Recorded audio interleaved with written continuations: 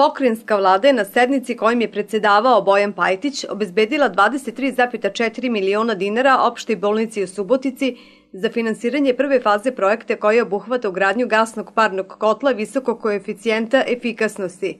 Projekat realizuje Pokrajinski sekretarijat za energetiku i mineralne sirovine.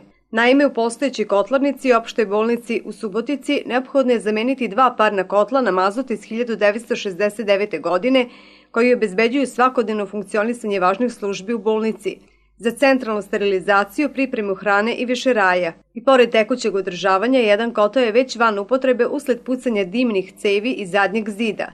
Instaliranjem novog parnog kotla sa višim stepenom iskorišćenosti i manjim gubicima, kao i novom, automatski regulisanom linijom za hemijsku pripremu kotlovske vode, moguće je smanjiti potrošnju energenta za još 20% na godišnjem nivou.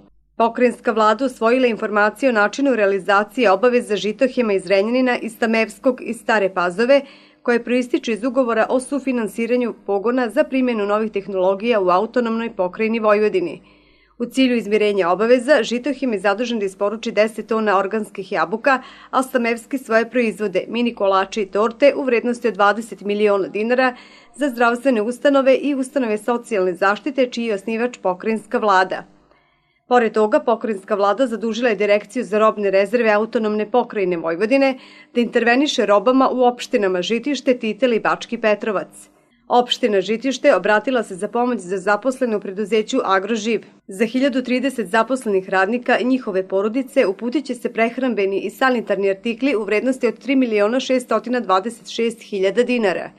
U cilju pružanja pomoći socijalno ugroženom delu stanovništva u opštini Titel uputit će se paketi u vrednosti od 2.800.000 dinara.